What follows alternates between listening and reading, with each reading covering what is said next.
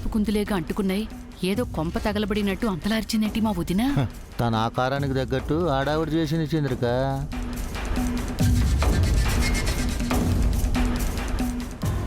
ఎలా జరిగింది కల్పన?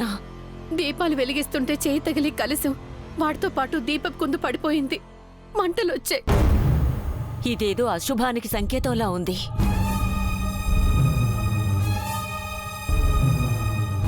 ఇది అశుభం ఏంటి జేజీ? పూజ గదిలో మంటలు రావడం మంచిది కాదు నాన్న. ఇది జస్ట్ అన్ యాక్సిడెంట్ పిన్ని. దీనికి ఇంత కంగారు పడుతున్నారు? నీకు నాకు జరిగిన దాంతో పోలిస్తే ఇది ఒక ప్రమాదమా చంద్రిక? ఊరికే ఓవర్ యాక్షన్ చేస్తున్నారు. ఇది ఎప్పుడు ఉండేదేగా పౌడరు. మనకెందుకు? పద వెళ్ళి రెస్ట్ తీసుకుందాం.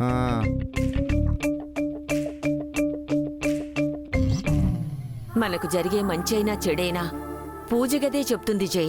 మనం పూజించే దేవుళ్ళు ముందుగా మనకిలాంటి సంకేతాలిస్తారు. నాన్న జై, మంగా పిల్లలు ఎలా ఉన్నారో ఒకసారి ఫోన్ చేసి కనుక్కో. ఎందుకు పిన్ని అనవసరంగా టెన్షన్ పడతారు? ఎవరికి ఏమీ కాదు. ఫోన్ చేయి జై.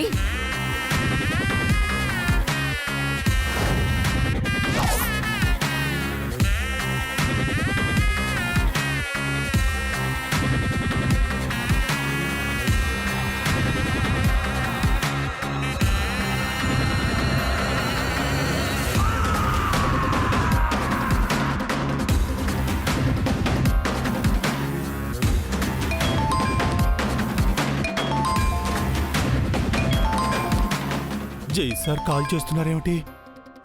అభి గురించి అప్పుడే తెలిసిపోయిందా? చెప్పండి సార్. ఎక్కడున్నా వచ్చారు? ఇంటి దగ్గరే ఉన్నాను సార్. మంగెలా ఉంది? మేడం గారు బాగున్నారు సార్. పిల్లలు? అభి దివ్యలు కూడా బాగున్నారు సార్. ఎందుకు ఇలా అడుగుతున్నారు సార్?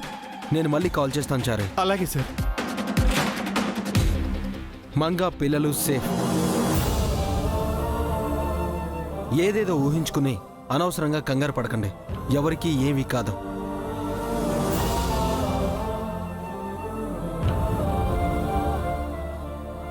లేదు, ఏదో జరిగింది. బామ్మగారు, లేదు, ఏదో జరగబోతుంది కల్పన. ఎవరికో ఏదో ఆపదొచ్చింది. ఆ అపాయం మన కుటుంబంలోనే జరిగింది. అందుకు అదిగో ఆ అగ్నిదేవుడే సాక్షి. తిరగబడ్డ కలసమే సంకేతం. అదేంటో తెలుసుకోవాలి. వెంటనే కనుక్కోవాలి.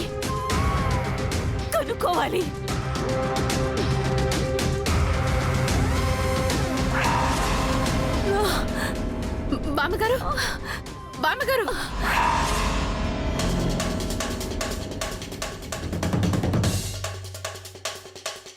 పదండి. అబ్బో, ఇది మరీ ఓవర్గా ఉంది చంద్రిక. మీ అమ్మమ్మ కూడా స్టార్ట్ చేసింది.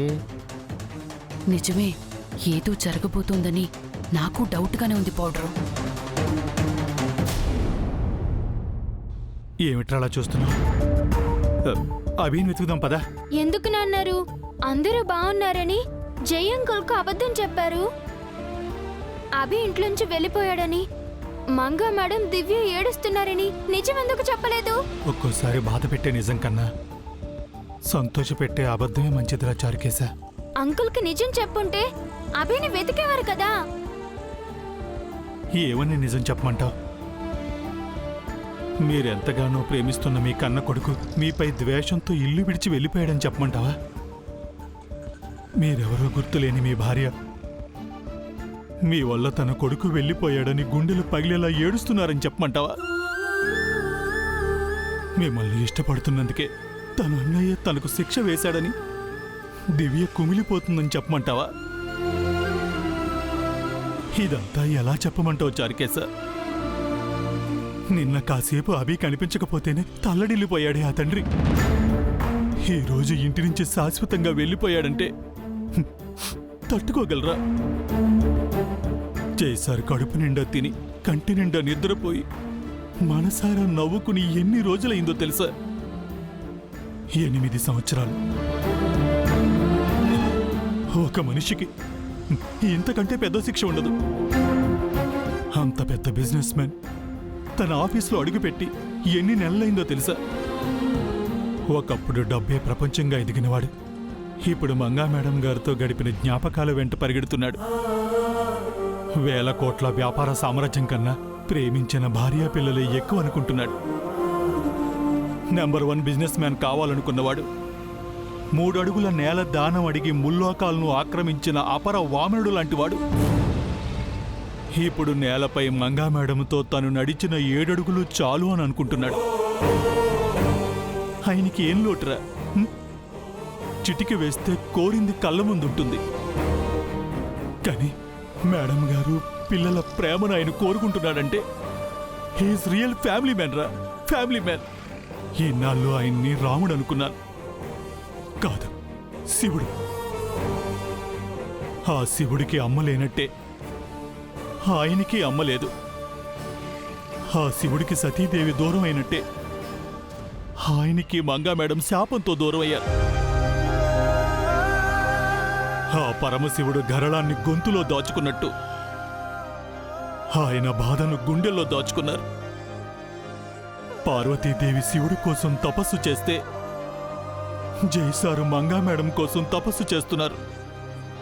తనకు పూజలు చేసే పూజారి ముందు దేవుడు కన్నీళ్లు పెట్టుకోవటం నువ్వు చూస్తుండవు.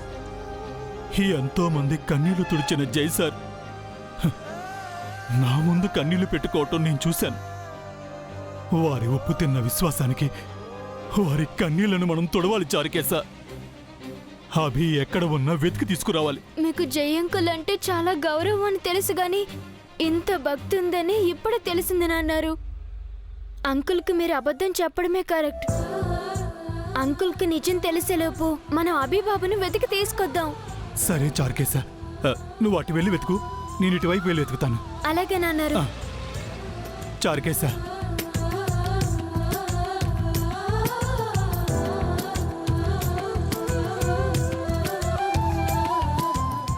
జాగ్రత్త.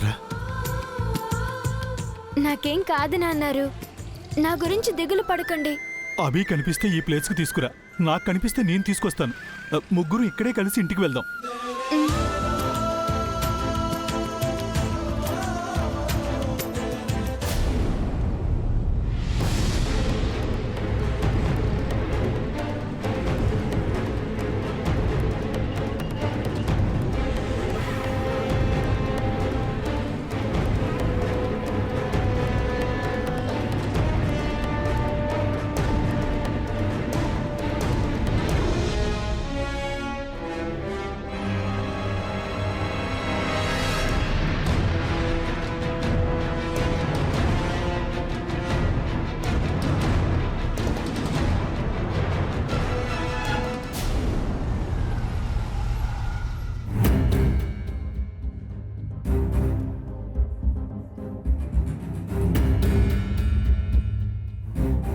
సమయానికి వచ్చారు మేడం, రండి.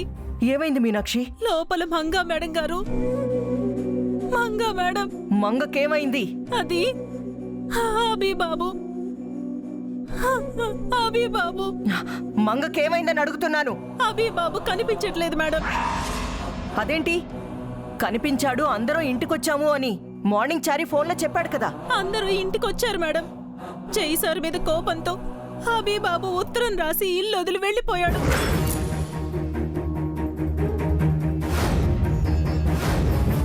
మంగా మేడం గారు ఏడ్చి ఏడ్చి సొమ్మసిల్లి పడిపోయారు.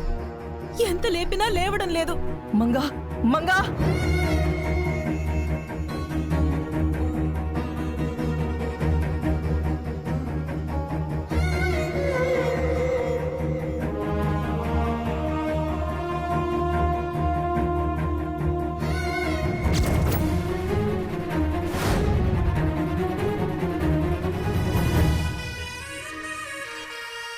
మంగా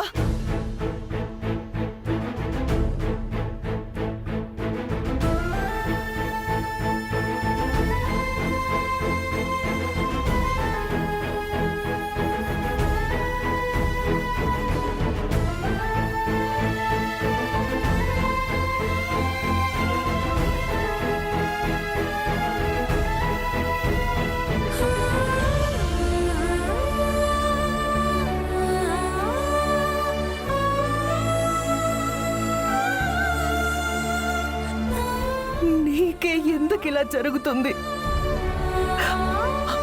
ఆ దేవుడు ఏమని నీ తలరాత రాశాడు? జీవితంలో కష్ట సుఖాలు ఉంటాయి అంటారు. జీవితంలో కష్టాలు పడ్డం తప్ప నువ్వు సుఖపడిందెప్పుడు?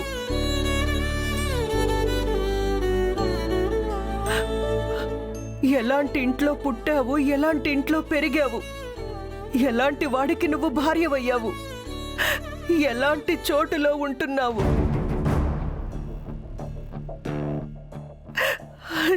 ఈ తల్లి బతికుండగానే నీకిన్ని కష్టాలేంటి మంగా?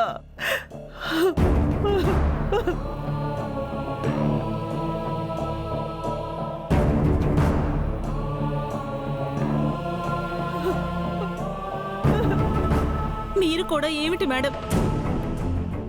మంగా మేడం గారికి స్పృహ తెప్పించి ధైర్యం చెప్పాల్సింది పోయి మీరే ఇలా. నీకు తెలీదు మీనాక్షి, మహాభారతంలో కర్ణుడు లాంటిది నా మంగ. పుట్టగానే ఈ కన్న తల్లికి దూరమై కడు పేదరికంలో పెరిగింది. పుట్టింట్లో పని మనిషై, అమ్మ నోటితో తిట్లు, చెల్లెలి చేతిలో దెబ్బలు తింది. మహాస్వార్థానికి అది బలి పశువైంది. బలి పశువైపోయింది. తను సంతోషంగా ఉన్నది ఒక్క జై దగ్గర మాత్రమే. కానీ ఆ ఇంటి శాపం మంగని జైకి దూరంగా తీసుకెళ్లిపోయింది. 8 ఏళ్ల తర్వాత అంతా మర్చిపోయి ఇదిగో ఇలా కనిపించింది.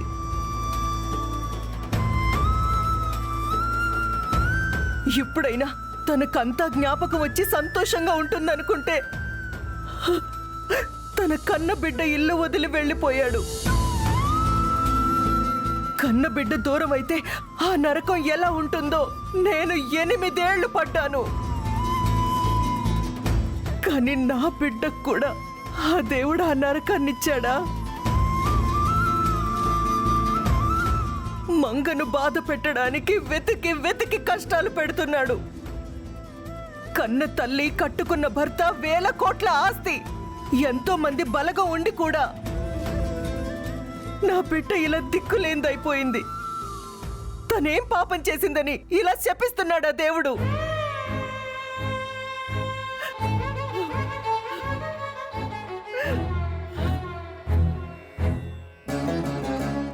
మంగా, నా బంగారు తల్లి, కళ్ళు తెరువమ్మా. నీ కన్న పేగుని నేను కాపాడుతాను. నీ రక్తాన్ని నేను రక్షిస్తాను. నీ కోసం ఆ దేవుడితో నేను పోరాడుతాను.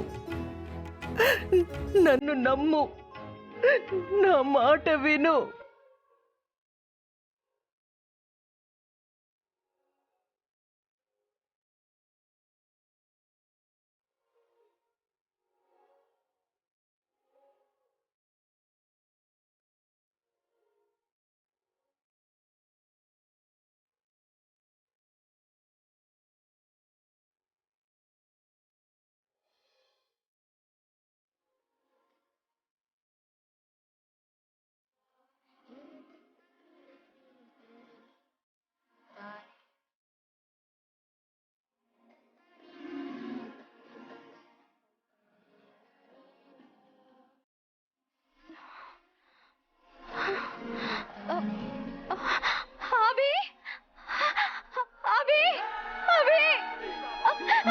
కంగారు పడుకు.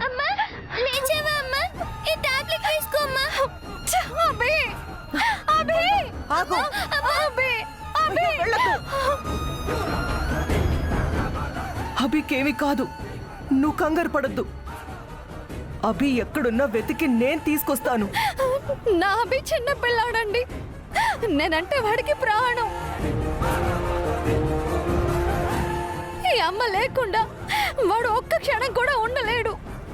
అలాంటిది ఇల్లు వదిలి వెళ్ళిపోయాడండి. నా కొడుకు వెళ్ళిపోయాడు.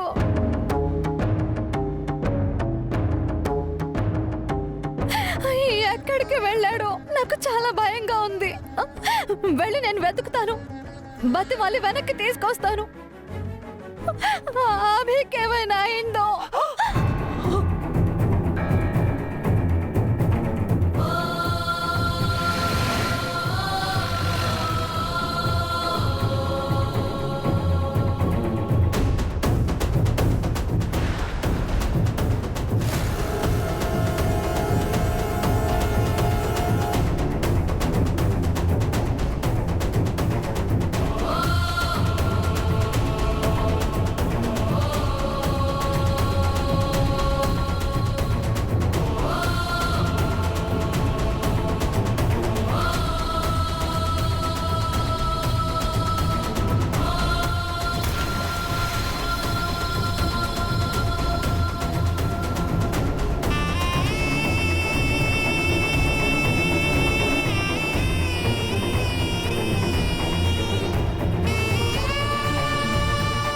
నేనుండగా అభికేమీ కాదు.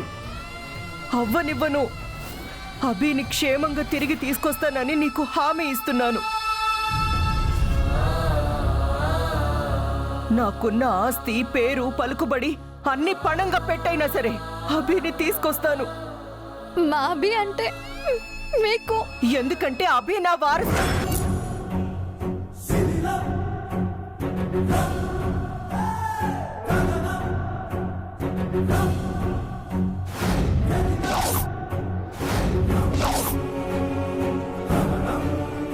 అభి కూడా నా బిడ్డ లాంటివాడే. నా బిడ్డ కూడా నాకు 20 ఏళ్ళు దూరం అయిపోయింది. ఆ బాధ ఎలా ఉంటుందో నాకు తెలుసు. నీకలాంటి పరిస్థితి రానివ్వను. నీ కంట్లోని కన్నీరు ఇంకిపోకముందే నీ కన్న బిడ్డని తీసుకొచ్చి నీ ముందు నిలబెడతాను. జన్మ జన్మలకు మీకు రుణపడి ఉంటాను మేడం. రుణపడాల్సింది నువ్వు కాదు, నేనే నా మంగకి రుణపడ్డాను. నేను జన్మనిచ్చిన నా మంగ నాకు పునర్జన్మనిచ్చింది. ఆ రుణం ఇప్పుడు తీర్చుకుంటాను. నీ ప్రతి కష్టానికి నేనెదురెళ్తాను. నీ సమస్యలన్నింటికీ నేను సవాల్ విసురుతాను. ఇకపై నీకే కష్టం వచ్చినా నీ ముందు ఈ స్వరూపం ఉంటుంది.